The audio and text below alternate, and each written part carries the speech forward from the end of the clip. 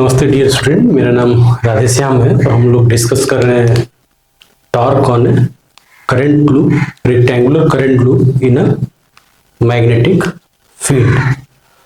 तो हमने permanent magnet लिया है दो ऐसे और एक लूप लिया है, जो कि पहले केस में लूप हमारा in the plane of magnetic field है, in the plane of magnetic field है और इसको हमने कनेक्ट किया through a battery so that कि इसमें करंट आई फ्लो हो रहा है इसमें। तो हम लोग देख रहे हैं कि हम लोग को पहले से ये पता है कि किसी भी यूनिफॉर्म मैग्नेटिक फील्ड में करंट कैरिंग लूप पर नेट फोर्स जीरो होता है। तो नेट फोर्स जीरो होता है, टॉर्क हम लोग निकालने की कोशिश कर रहे हैं, देखते हैं कि कैसे निकालते हैं। तो इसको थोड़ा सा सिंप्लीफाई करने के लिए हम लोग इसमें एरिया वेक्टर लेते हैं। एरिया वेक्टर को दो एरिया वेक्टर हो सकते हैं लूप के, एक तो बाहर की तरफ हो सकता है और एक अंदर की तरफ। तो हम लोग वो एरिया वेक्टर लेंगे जो कि करंट के डायरेक्शन में जब उंगलियों को कर्ल करेंगे तो अंगूठा जिधर पॉइंट करेगा उस एरिया वेक्टर को हम लोग पॉजिटिव एरिया वेक्टर या इस केस के लिए जो एरिया वेक्टर मान रहे हैं वो वाला एरिया वेक्टर मान रहे हैं। वो कौन सा एरिया वेक्टर? जब करंट के डायरेक्शन में उंगलियों को कर्ल करें तो जो एरिया का जो डायरेक्शन आएगा वो वाला एरिया वेक्टर हम लोग मान रहे हैं। तो पहले केस में हम लोग ले लेते हैं कि जब हमारा एरिया वेक्टर ए और मैग्नेटिक फील्ड बी के बीच में 90 डिग्री का एंगल हो, जैसे ये केस हो, ये इसमें area vector into the plane है और मैग्नेटिक फील्ड ऐसे है, दोनों के बीच में एंगल 90 डिग्री हो गया। ये भी बोल सकते हैं कि एंगल जो क्या है वो 90 डिग्री है, ठीक। तो अभी इस पर जो फोर्स लगेगा, नेट फोर्स जीरो होगा, ये हमें पहले से पता है, लेकिन फिर भी देखते हैं फोर्स क्या क्या लगेंगे। एक तो ये कि BC और AD दोनों पैरेलल हैं, दोनों में इसमें current along the magnetic field है, AD में भी अलोंग द मैग्नेटिक फील्ड है। तो BC और AD पर फोर्स जीरो हो जाएगा क्योंकि मैग्नेटिक फील्ड के पैरेलल है।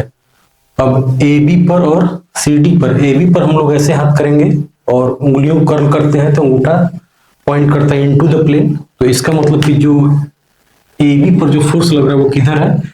AB पर इनटू द प्लेन फोर्स लग रहा है और CD पर ठीक उसके बाहर लगेगा क्योंकि करंट ठीक उल्टा है। तो इसका मतलब कि जो फोर्स लग रहा है वो दो फोर्सेस लग रहे हैं, एक अंदर की तरफ एक बाहर की तरफ, और नेट दोनों का जीरो ही होगा, नेट जीरो होगा। तो हम लोग ये बोल रहे हैं कि जो फोर्स लगेगा उसको AD से देख रहे हैं तो AD लाइन ऐसे दिखेगी। AD पर अगर ऐसे देखा जाएगा तो AB ठीक यहां पर होगा, A और B ऐसे होगा। तो इस पर देख रहे हैं तो इस पर जो फोर्स लगेगा उसको कह रहे हैं कि वो लगेगा into the plane. Into the plane को हम लोग दिखा रहे हैं बाई दिस। इसको मान लेते हैं कि ये F1 है और CD ये है, तो D से हम लोग देखेंगे तो ये D पॉइंट पर ऐसे है CD। तो इस पर जो फोर्स लग रहा है वो F2 है। ये दोनों ही बराबर फोर्स है, F1 F2 का मैग्नीट्यूड जो है वो बराबर है। वो कैसे है देखते हैं कि F1 जो है वो क्या है। F1 जो होगा वो फोर्स ऑन AB है और वो हो जाएगा IB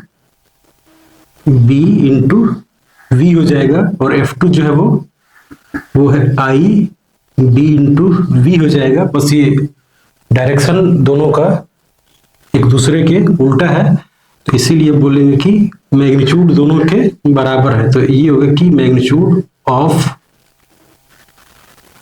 F1 equal to F2।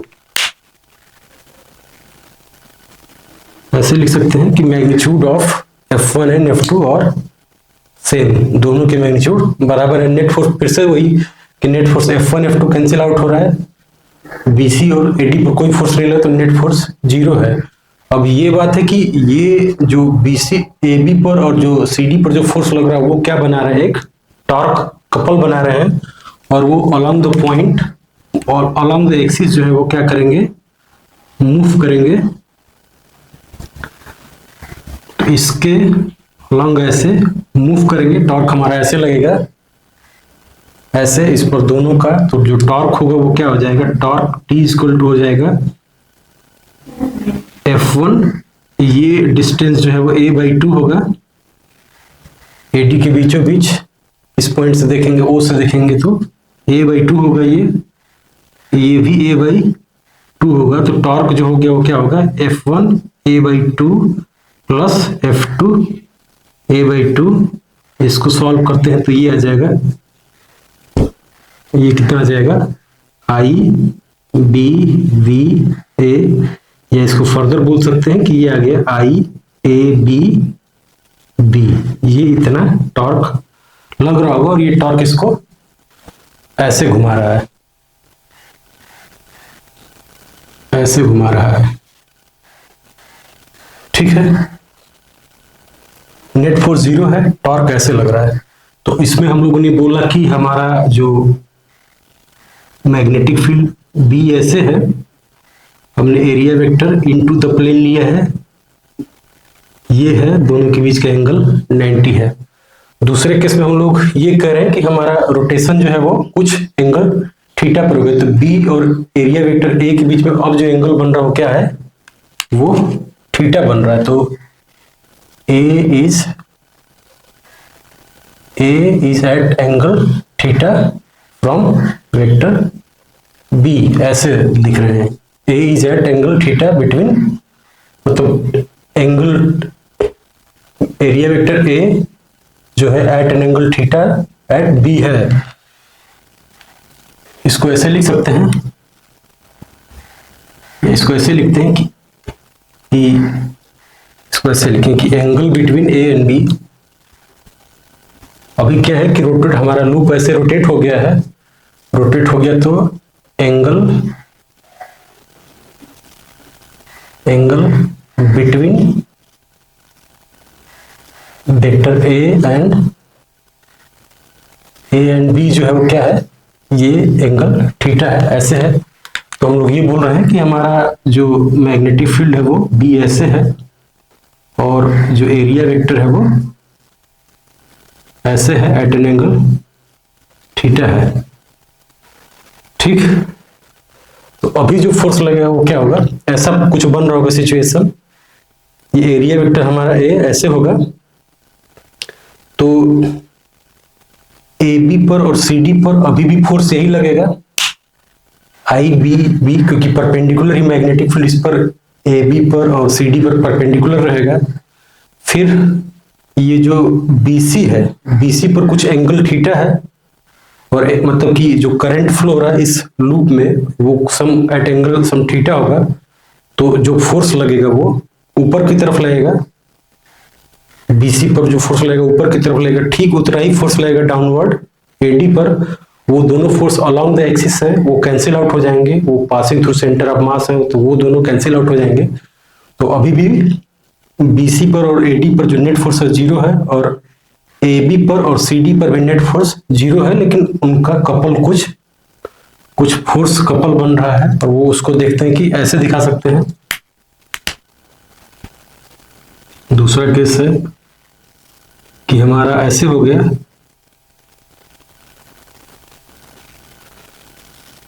Magnetic field is like this, ठीक। ये हमारा लूप हो गया, इस पर जो फोर्स लग रहा है, ये हमने बोला कि हमारा जो एरिया वेक्टर है वो एट एन एंगल थीटा है। एरिया वेक्टर को मैंने क्या बताया कि हमेशा करंट के डायरेक्शन में लेंगे, करंट के डायरेक्शन में कर्ल करेंगे, जो एरिया वेक्टर है उस एरिया वेक्टर को हम लोग ये ले रहे हैं, देखेंगे उसका भी काम नहीं है। तो ये एंगल थीटा है, तो ये 90 माइनस थीटा हो गया, ये डिस्टेंस है A/2, ये डिस्टेंस है A/2, तो ये जो डिस्टेंस है वो हो जाएगा A/2 साइन थीटा हो जाएगा, ठीक है। ये 90 माइनस थीटा, तो A/2 cos 90 माइनस थीटा मतलब साइन थीटा। तो ये जो डिस्टेंस है वो A/2 साइन थीटा है। तो अब इसका जो टॉर्क होगा वो क्या हो जाएगा, ये जो फोर्स लग रहा है F2 F1 दोनों की वैल्यू सेम है, अभी भी F1 F2 बराबर है, तो यहां से हो जाएगा I/B/V, ये फोर्स है, F1 चाहे F2 हो गया, into A/2 sine theta plus I/B/V a/2 sine theta, और इसको जब जोड़ देते हैं तो ये हो जाएगा I A B sine theta into B, ऐसा लिख सकते हैं। ठीक, तो एक जनरलाइज टॉर्क का एक जनरलाइज इक्वेशन आ गया टॉर्क का। एट एन एंगल थीटा, जब हमारा लूप का area vector eight an angle theta है मैग्नेटिक फील्ड से, तो एक जनरलाइज टॉर्क का फॉर्मूला आ गया जो कि बता रहा है कि एरिया वेक्टर ए बी और बी के बीच का जो एंगल है वो थीटा है, तो ए बी, तो इसको ऐसे भी लिख सकते हैं हम लोग फर्दर, इसको ऐसे लिख सकते हैं कि I into A area vector A sine theta into B. तो अब अगर इसको फर्दर रोटेट किया जाए, इसको रोटेट किया जाए ऐसा कि दोनों के बीच में एंगल जीरो हो जाए, तो दोनों के बीच में एंगल अगर जीरो हो जाएगा तो इस फॉर्मूले से क्या रहा है कि नेट टॉर्क भी जीरो हो जाएगा। नेट फोर्स तो जीरो है ही, ठीक, तो नेट टॉर्क भी जीरो हो जाएगा। तो हम लोग ये बोल रहे हैं कि इन दोनों फॉर्मूले से केवल हम लोग ये बोल रहे हैं कि इसका मतलब ये है कि जो लूप है, लूप पर जो नेट टॉर्क लग रहा है उसका एक ये रिलेशन आ गया कि टॉर्क जो टी है वेक्टर फॉर्म में, उसको हम लोग ऐसे लिख सकते हैं, वो हो गया मैग्नेटिक मूवमेंट। हम लोग मैग्नेटिक मूवमेंट डिफाइन करते हैं M cross B, where M is, where magnetic moment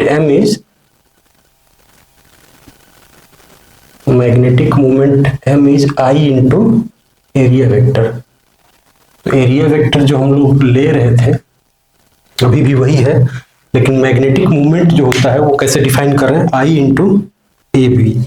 इस क्वांटिटी को हम लोग बोल रहे हैं कि ये मैग्नेटिक मूवमेंट है I इंटू ए वेक्टर है, दोनों के बीच का एंगल I, मतलब कि magnetic movement M cross B, ये हमारा जनरल टॉर्क का फार्मूला आ गया।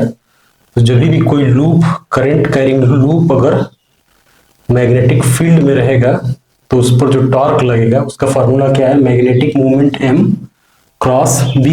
और मैग्नेटिक मूवमेंट M को हम लोग कैसे डिफाइन कर रहे हैं, M is equal to I into A. Area vector A कैसे लेते हैं, या मैग्नेटिक मूवमेंट का डायरेक्शन क्या है, वो करंट के डायरेक्शन में उंगलियों को कर्ल करेंगे तो वो जो अंगूठा जिधर पॉइंट करेगा उधर ही डायरेक्शन, वही डायरेक्शन मैग्नेटिक मूवमेंट का डायरेक्शन है। तो M is magnetic movement, magnetic movement of current loop. तो जिस भी करंट लूप में, कोई भी करंट कैरिंग लूप होगा, उसका मैग्नेटिक मूवमेंट का फॉर्मूला जो है वो क्या है, I इंटू ए है। अगर नंबर ऑफ टर्न्स अगर n हो, अगर नंबर ऑफ टर्न्स n हो तो जो मैग्नेटिक मूवमेंट m है वो क्या हो जाएगा, n I a हो गया। ये for n number of turns जब रहेगा तो मैग्नेटिक मूवमेंट का फॉर्मूला हो गया ये, ठीक है। होपफुली ये बात क्लियर है। हमें मतलब इतना नहीं जानना होता है, ये सब केवल डेरिवेशन करने के लिए हम लोग यहाँ तक आए हैं कि ये समझे कि जो मैग्नेटिक मूवमेंट का फॉर्मूला हम लोग जब अभी ये जान जाते हैं तो हमें ये सब करने की जरूरत नहीं है कि ये हमने बेसिक डेरिवेशन के लिए किया है। अगर डेरिवेशन समझ में आ जाता है तो अब इसके बाद हमें दोबारा कभी डिराइव नहीं करना है कि torque on a magnetic loop, on a current carrying loop in a magnetic field जो होता है वो हमेशा मैग्नेटिक मूवमेंट क्रॉस बी है। होपफुली ये बात क्लियर है। इसका यूनिट क्या हो जाएगा, यूनिट इसका हो जाएगा एम्पियर मीटर स्क्वायर। करंट का यूनिट है एम्पियर, एरिया का यूनिट है मीटर स्क्वायर, तो यूनिट हो जाएगा एम्पियर मीटर स्क्वायर। तो अब कोई भी लूप रहेगा किसी भी, और इसमें हमने रेक्टेंगुलर लूप लिया है, लेकिन रेक्टेंगुलर लूप में ऐसा कुछ खास नहीं है और ये फॉर्मूले में कहीं भी रेक्टेंगुलर का कोई इशू नहीं है, तो कोई किसी भी शेप का लूप रहे, अगर वो यूनिफॉर्म मैग्नेटिक फील्ड में है तो उस पर नेट फोर्स 0 रहेगा, लेकिन एक नेट टॉर्क एक करता है, और नेट टॉर्क को हम लोग डिफाइन करते हैं by m cross b। m cross b से डिफाइन करते हैं।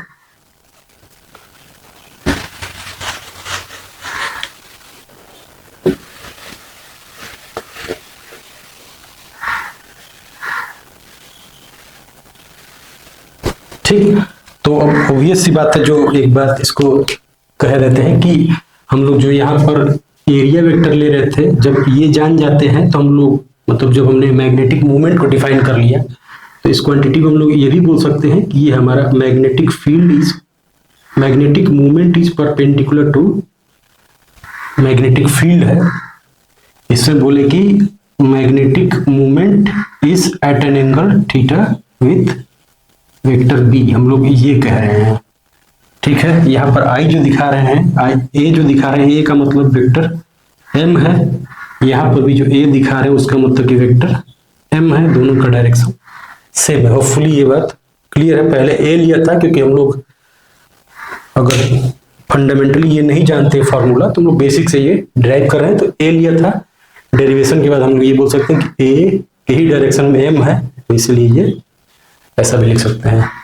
तो हम लोग ये बोल रहे हैं कि किसी भी यूनिफॉर्म फील्ड में, लेट्स से दैट कि एक यूनिफॉर्म फील्ड हो हमारे पास, ऐसे यूनिफॉर्म मैग्नेटिक फील्ड हो, और इस पर हमारे पास एक मैग्नेटिक मोमेंट है या एक लूप है, किसी भी शेप का लूप है, तो उसका कुछ मैग्नेटिक मोमेंट m होगा। तो मान लेते हैं कि मैग्नेटिक मोमेंट हमारा ऐसे है, एट एन एंगल थीटा है। ये दोनों के बीच में एंगल कितना है, थीटा है, तो इस पर टॉर्क लगेगा। अभी अभी हमने फॉर्मूला डिराइव किया, तो जो टॉर्क लगेगा वो क्या होगा, torque T is equal to m cross b होगा। ठीक, तो m कैसे इसको राइट हैंड रूल से डिफाइन करेंगे, m क्रॉस b, ये क्या कर रहा है, ये टॉर्क जो है इसको रोटेट करने की कोशिश कर रहा है, रोटेट करके इस पोजीशन में लेके आने की कोशिश करेगा। तो जो टॉर्क इस पर लग रहा है वो क्या है, वो टॉर्क हो गया m b साइन थीटा हो गया, दोनों के बीच का एंगल हो गया, ये टॉर्क का मैग्नीट्यूड हो गया एम बी साइन थीटा। तो ये बात है कि इसमें कुछ पोजीशन है, तो टॉर्क जो है वो torque is zero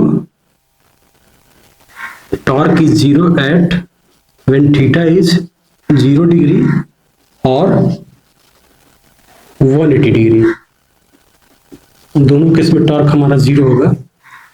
M B sine theta है तो टॉर्क टी जो है वो 0 होगा। तो जब जो मूवमेंट है हमारा मैग्नेटिक मूवमेंट अगर बी के पैरेलल हो तो भी 0 होगा, और 180 होगा तो भी 0 होगा। तो ये बोले कि जब टॉर्क हमारा ऐसे है और मैग्नेटिक मूवमेंट m जो है वो भी ऐसे है, तो दोनों पैरेलल हो गए एक दूसरे के, तो m is parallel to b है, ये b है, तो इसका मतलब कि टॉर्क जो होगा वो 0 होगा। टॉर्क 0 होगा तो इस इक्विलिब्रियम, इसको हम लोग बोलेंगे इक्विलिब्रियम बोलेंगे, इसको बोलेंगे कि रोटेशनल इक्विलिब्रियम है ये।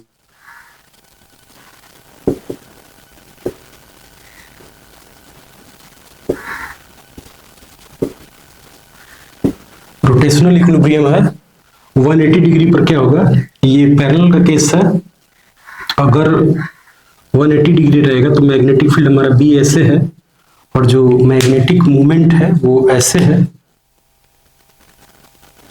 मैग्नेटिक मूवमेंट ऐसे है, तो दोनों के बीच में एंगल कितना है, यहाँ पर एंगल जो है वो 180 डिग्री है, या बोले कि क्या है, दोनों एंटी पैरेलल है,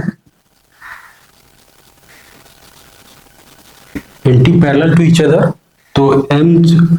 तो टॉर्क अभी भी 0 होगा, टॉर्क 0 होगा। यहां पर भी इक्विलिब्रियम है, ये भी इक्विलिब्रियम का केस है, ठीक है, रोटेशनल इक्विलिब्रियम का केस है ये भी। लेकिन दोनों में से एक जो है वो एक फर्दर पॉइंट बता सकते हैं कि दोनों में से एक स्टेबल इक्विलिब्रियम और एक अनस्टेबल इक्विलिब्रियम। जैसे कि हम लोग जब दोनों पैरेलल होता है, जैसे ये केस है तो दोनों पैरेलल हैं तो नेट टॉर्क 0 है, लेकिन अब इसको अगर डिस्प्लेस किया जाए, जैसे कि डिस्प्लेस करके हमने एंगल थीटा किया है, तो इस पर जो टॉर्क लग रहा है वो टॉर्क क्या कोशिश कर रहा है, वो टॉर्क ये कोशिश कर रहा है कि इसको घुमा के इधर लेके आए। ठीक है, जब हमने इसका इक्विलिब्रियम डिस्टर्ब किया, एंगल थीटा पर लेके गए इसको, तो टॉर्क क्या कर रहा है, इसको रोटेट करके इक्विलिब्रियम में लाने की कोशिश कर रहा है। तो इसलिए एट 0 एंगल वाला जो केस है, ये जो केस है, एम और बी जब पैरेलल है, तो उस समय जो टॉर्क लग रहा है वो 0 टॉर्क लग रहा है। ये रोटेशनल इक्विलिब्रियम है। बस उतना ही नहीं बोलेंगे, बल्कि ये बोलेंगे कि स्टेबल रोटेशनल इक्विलिब्रियम है, ये बोला जा सकता है। ज्यादा सही होगा कि ये स्टेबल बोला जाए, तो बोलेंगे कि स्टेबल रोटेशनल इक्विलिब्रियम का केस है। अब इसमें हम लोग बोलेंगे कि बी और एम जो है वो क्या है, इक्विलिब्रियम में है अभी भी, लेकिन अब हमने इक्विलिब्रियम को क्या किया, डिस्टर्ब कर दिया। तो बी ऐसे है, अब हमने मैग्नेटिक मोमेंट को एट सम एंगल थीटा ले आते हैं, ऐसे सम एंगल थीटा पर ले आते हैं। ठीक, हमने क्या किया, मैग्नेटिक फील्ड हमारा बी है ऐसे, और ये एम है, दोनों एंटी पैरेलल थे, एंटी पैरेलल थे तो इक्विलिब्रियम में है दोनों। हम लोग ये बोल रहे हैं कि इसका इक्विलिब्रियम हमने डिस्टर्ब कर दिया, तो डाइपोल को थोड़ा सा स्लाइटली डिस्प्लेस कर दिया। अब डिस्प्लेस करेंगे तो अभी इस पर जो टॉर्क लगेगा वो क्या होगा, एम क्रॉस बी, एम से बी की तरफ उंगलियां करेंगे, तो ये दिखा रहा है कि इसको इधर रोटेट करने की कोशिश करेगा, ये इधर ही रोटेट करने की कोशिश करेगा। मतलब कि ये जो एंगल है अब ये 0 पर नहीं आएगा, ये एंगल कम नहीं होगा, बल्कि एंगल फर्दर बढ़ता चला जाएगा, ये स्टेबल इक्विलिब्रियम की तरफ आने की कोशिश करेगा। तो ये वाला इक्विलिब्रियम जो है वो, ये जो इक्विलिब्रियम है वो स्टेबल नहीं है, बल्कि बोलेंगे कि ये अनस्टेबल इक्विलिब्रियम है। तो इसको बोलें कि इक्विलिब्रियम नहीं बोलेंगे कि ये दिस इज नॉट ओनली, ये जो इक्विलिब्रियम है वो अनस्टेबल रोटेशनल इक्विलिब्रियम है। ठीक, तो एक स्टेबल, जब दोनों पैरेलल हैं दूसरे के, तो वो इक्विलिब्रियम जो है वो स्टेबल रोटेशनल इक्विलिब्रियम है। उसमें डिस्टर्ब करने पर डाइपोल को, जो मैग्नेटिक डाइपोल है उसको डिस्टर्ब करेंगे थोड़ा बहुत भी, तो वो फिर से स्टेबिलिटी की तरफ आना चाहेगा। तो स्टेबल इक्विलिब्रियम, ऐसे केस में हम लोग क्या करते हैं, जब स्टेबल इक्विलिब्रियम होता है तो टाइम पीरियड फाइंड आउट करते हैं। तो अब इसका मैग्नेटिक मूवमेंट का कुछ आई अगर दिया रहे, तो टॉर्क हम लोग जान रहे हैं, तो उससे हम लोग इसका टाइम पीरियड बता सकते हैं। इस केस में ये अनस्टेबल है, ये है ना, ये जब दोनों एक दूसरे के एंटी पैरेलल हैं तो अनस्टेबल है। तो जैसे इसका इक्विलिब्रियम डिस्टर्ब करेंगे, ये स्टेबिलिटी की तरफ आना चाहेगा, तो ये पैरेलल होने की कोशिश करेगा। तो बिल्कुल ये हमने जो टॉर्क का पढ़ा, मैग्नेटिक मूवमेंट, तो हम पढ़ रहे हैं कि magnetic movement in a uniform magnetic field पढ़ा। सिमिलर, एकदम सिमिलर केस हम लोग जानते हैं पहले से, डाइपोल मूवमेंट, इलेक्ट्रिक डाइपोल,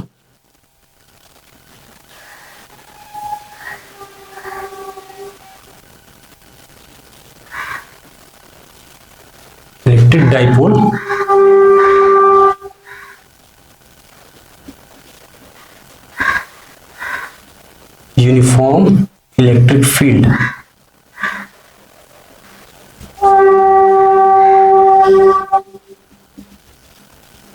हम लोग जानते हैं कि उस पर भी किसी भी अगर एक इलेक्ट्रिक फील्ड दे रखा है E, और एक डाइपोल मूवमेंट P दिया हो, इलेक्ट्रिक डाइपोल मूवमेंट P दिया हो, एट एन एंगल थीटा दिया हो, तो इस पर जो टॉर्क लगता है वो इस फार्मूले से आता है, इससे ही आता है, P क्रॉस E से आता है। तो ये एकदम से सिमिलर है, P is similar to M, बस M जो है वो ड्यू टू करंट एलिमेंट है, क्योंकि मैग्नेटिक, जैसे कि मैग्नेट के केस में मोनोपोल एग्जिस्ट नहीं कर सकते हैं, तो इसीलिए जो हमने मैग्नेटिक मोमेंट डिफाइन किया है वो आई ए है या एन आई ए है, जबकि in case of electric field positive और नेगेटिव चार्ज सेपरेटली एग्जिस्ट करते हैं।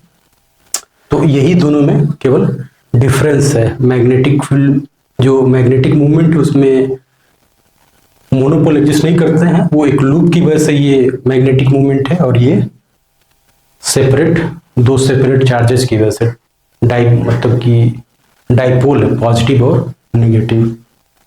ठीक, होपफुली ये बात क्लियर है। तो torque in uniform magnetic field हम लोग देख लिए लूप पर। अब इसके बाद क्या आता है, इसके बाद जो नेक्स्ट पॉइंट आता है कि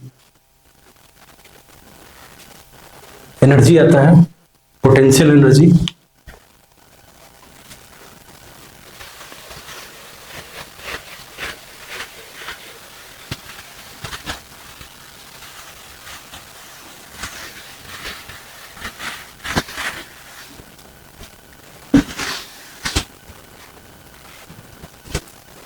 तो ये बोले कि potential energy of a dipole, of a magnetic dipole movement in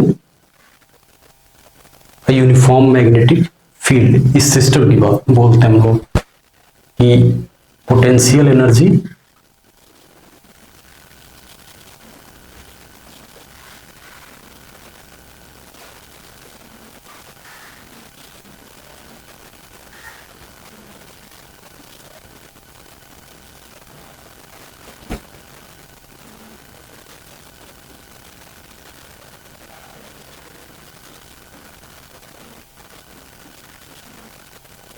magnetic movement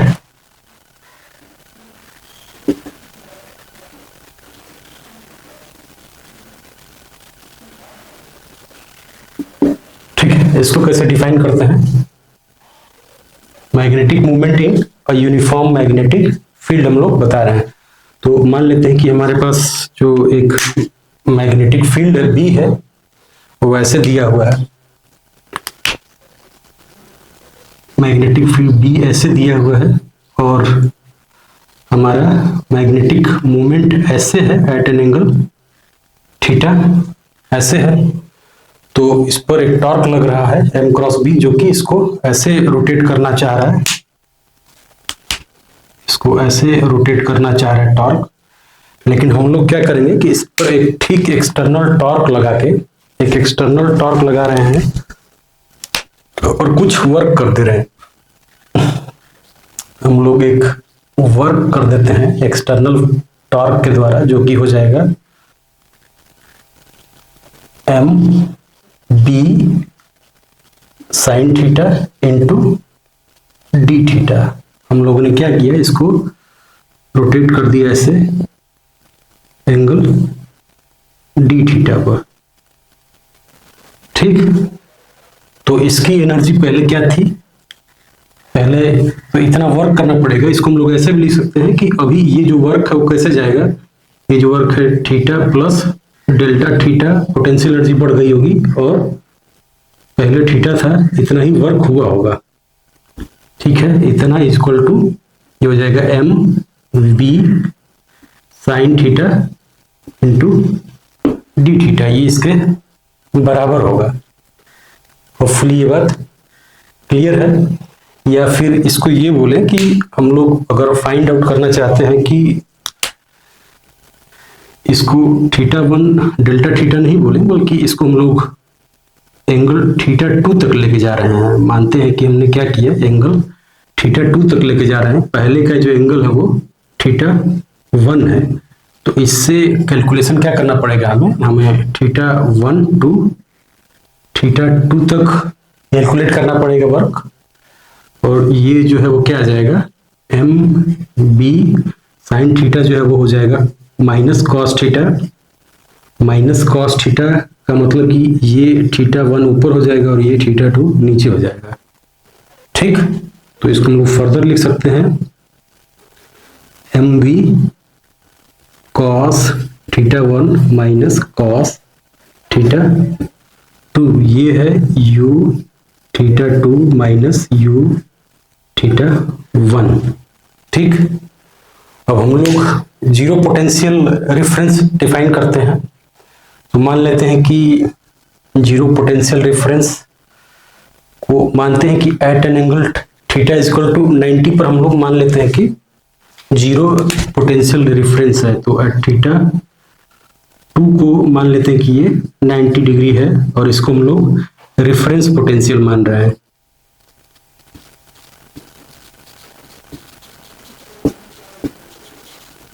reference potential हमने मान लिया और थीटा 1 को रिप्लेस कर दिया bye a general angle theta.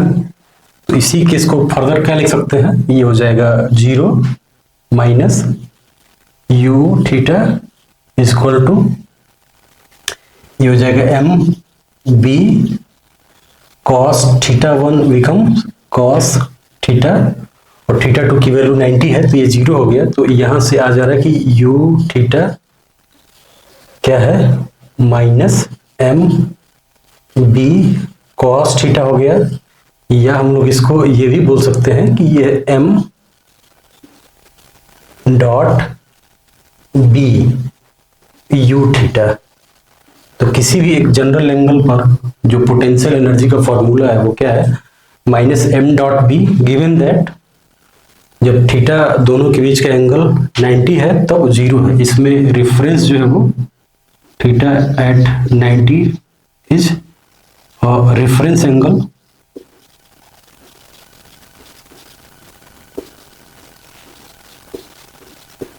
Angle मतलब कि ये जीरो पोटेंशियल लाइन है या जीरो पोटेंशियल एंगल है, उसके हिसाब से हम लोग पोटेंशियल एनर्जी डिफाइन करते हैं। तो ये बिल्कुल एकदम सिमिलर है। सिमिलर किसके है, अगर इलेक्ट्रिक फील्ड में जब हम लोग एक यूनिफॉर्म इलेक्ट्रिक फील्ड ई में जब एक डाइपोल मूवमेंट दिया होता था और उसकी वजह से जब हम लोग पोटेंशियल एनर्जी डिफाइन किए हैं तो बिल्कुल एग्जैक्टली ये भी सिमिलर है। u theta equal to minus E dot B है, ये है p डॉट ई, दोनों सिमिलर है, बस डिफरेंस ये है कि ई और डिफरेंस ये है कि मैग्नेटिक फील्ड और इलेक्ट्रिक फील्ड, और यहाँ पर जो ये डाइपोल पॉजिटिव नेगेटिव चार्जेस की वजह से बना हुआ डाइपोल है और ये जो है वो लूप की वजह से बना हुआ डाइपोल, मैग्नेटिक डाइपोल है। तो होपफुली ये कुछ यूजफुल इंफॉर्मेशन है, इसको हम लोग फर्दर